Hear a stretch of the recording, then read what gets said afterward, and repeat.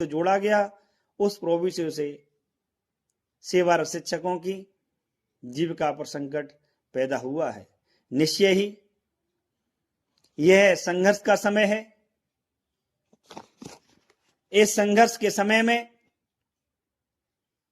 हमें अपने उत्साह को बनाए रखना है, इस लड़ाई को लड़ना है और जीतना भी है।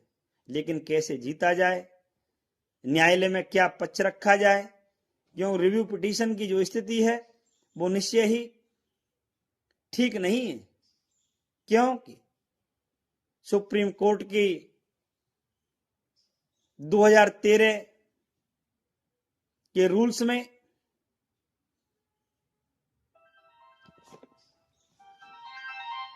जो error apparent on the face of records, यानी पत्रावली पर जो स्पष्ट त्रुटि होगी उस त्रुटि पर ही रिव्यू सुना जाएगा। लेकिन साथियों, आरटी एक्ट के संशोधन 2017, आरटी एक्ट की अधिसूचना जो एनसीटी ने 23 अगस्त 2010 को जारी की थी वह है, और आरटी एक्ट के संशोधन 2017, इन चारों को यदि मिला दिया जाए और 5वां सुप्रीम कोर्ट का आदेश, तो निश्चय ही मुझे नहीं लगता कि इस आदेश में कोई कानूनी खामी है।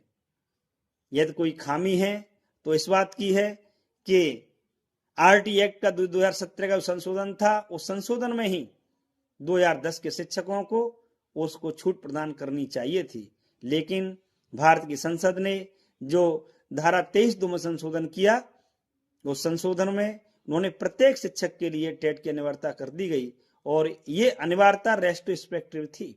हमारे शिक्षक साथियों को भ्रम की स्थिति है, उन्हें लगता है कि हम गुमराह कर रहे हैं, भ्रमित कर रहे हैं, लेकिन वास्तव में शिक्षकों को वो ऐसे लोग भ्रमित कर रहे हैं, वो लोग गुमराह कर रहे हैं जिन्होंने न तो आरटी एक्ट को पढ़ा, न सुप्रीम कोर्ट के 1 से 10 पेज के उस आदेश को पढ़ा, लेकिन अपने वसूली के उद्देश्य को एकमात्र मानते हुए, हथकंडा मानते हुए, उन्होंने शिक्षकों की भावनाओं के साथ खेलते हुए,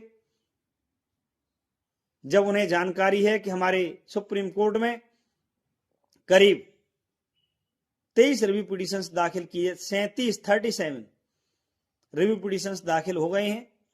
38वां रिव्यू पिटीशन आज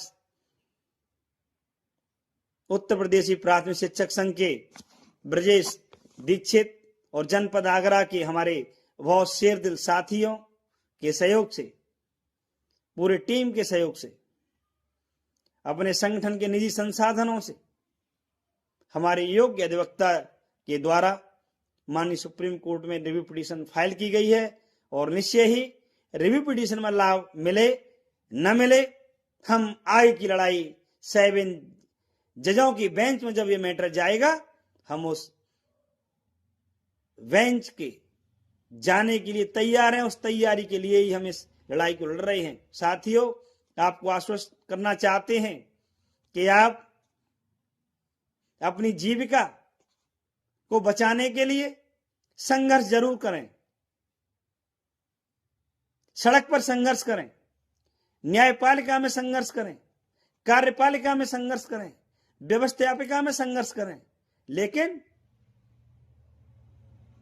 उन लोगों को भी पहचानें जो आपकी भावनाओं को खेलते हुए और आपको गुमराह करते हुए वसूली में लगे हुए हैं, उनका बहिष्कार करें।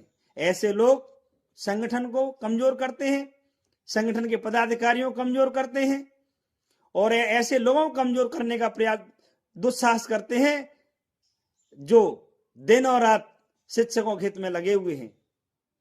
मैं ज्यादा इस बात पर नहीं जाना चाहूंगा, मैं बस केवल आप लोगों से एक अपील करना चाहूंगा कि इस लड़ाई में जो ईमानदारी के साथ, पूरी कर्तव्य निष्ठा के साथ, जो भी आपको लगता है इसमें संगठन कार्य कर रहे हैं, जो भी पदाधिकारी इसमें काम कर रहे हैं, जो भी शिक्षक साथी इसमें लगे हुए हैं, उनका सहयोग करें, लेकिन वो सहयोग सड़क पर दिखना चाहिए,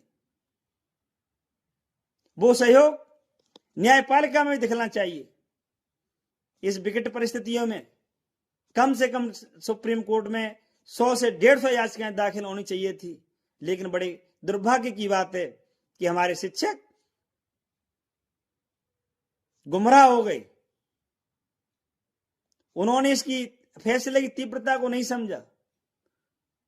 अभी मात्र 38 पिटीशन से ही फाइल हुई है। कोई बात नहीं, हम संघर्ष करेंगे, लड़ेंगे और जीतेंगे। हमारे साथ हमारे राष्ट्रीय अध्यक्ष बड़े भाई सुशील पांडे जी, जो अखिल भारतीय प्राथमिक शिक्षक संघ के राष्ट्रीय अध्यक्ष हैं, इनका इतिहास संघर्ष का रहा है, आंदोलन का रहा है, कभी आंदोलन से पीछे नहीं हटे और निश्चय ही हम विजय हासिल करेंगे, हम लड़ेंगे, हम जीतेंगे। इन्हीं शब्दों के साथ हौसला बनाए रखते हुए, रिव्यू का भले ही भविष्य कमजोर है, लेकिन हमारी लड़ाई रिव्यू तक सीमित नहीं है। हमें ये लड़ाई अंतिम सांस तक लड़ेंगे और विजय हासिल करेंगे। सड़क से हासिल करेंगे, सदन से हासिल करेंगे, न्यायपालिका से हासिल करेंगे और 7 जजों की बेंच के यहां से हम हासिल करेंगे। क्योंकि शिक्षक का अनुभव बहुत बड़ा अनुभव है। शिक्षकों ने अपने खून पसीने से इस ज्ञान यज्ञ को, इस ज्ञान के मंदिर में जो अपने परिश्रम से सींचा है, वो बेकार नहीं है। हम शिक्षकों की योग्यता केवल टेट पर निर्भर नहीं है।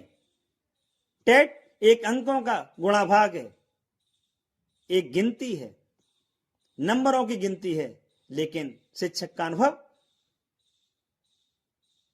एक ऐसा अनुभव है जिस शिक्षक ने एक छोटे से बच्चे को सम्राट बना दिया। ऐसे हमारे परम गुरु चाणक्य, इनको नमन करते हुए और इनसे प्रेरणा लेते हुए हम आगे बढ़ेंगे और निश्चय ही विजय हासिल करेंगे। अपने संगठन उत्तर प्रदेशी प्राथमिक शिक्षक संघ, अखिल भारतीय प्राथमिक शिक्षक संघ एवं अखिल भारतीय प्राथमिक शिक्षक संघ के राष्ट्रीय अध्यक्ष सुशील पांडे जी, उनकी पूरी कार्य समिति और जिले जिले की हर कार्य समिति को हौसला बढ़ाते हुए जनपद आगरा के जिलाध्यक्ष हमारे धर्मेंद्र कसाना जी, हमारे टीम के जिले के कोषाध्यक्ष शिवनाथ सिंह जी और डागिर जी, सभी साथियों को एकजुट रहते हुए, जैसा कि जनपद आगरा की टीम एक प्रदेश में एक नया इतिहास बनाएगी और निश्चय ही हम विजय हासिल करेंगे और ऐसे लोगों को जवाब भी देंगे जो शिक्षकों की भावना के खेलते हुए लगातार अपनी वसूली में लगे हुए हैं। निश्चय ही ऐसे लोगों की अंतरात्माएं जागेंगी, शिक्षक ऐसे लोगों को पहचानेंगे और हम सफलता हासिल करेंगे। और अधिक न कहते हुए मैं आपको यही है कि अंतिम संदेश देना चाहता हूं कि साथियों, संघर्ष एक ऐसा नारा है जिस नारे से हर बुलंदियों को छुआ जा सकता है, हर समस्या विजय पाई जा सकती है। टेट एक समस्या जरूर है, लेकिन इसका समाधान भी है। जय शिक्षक, जय भारत।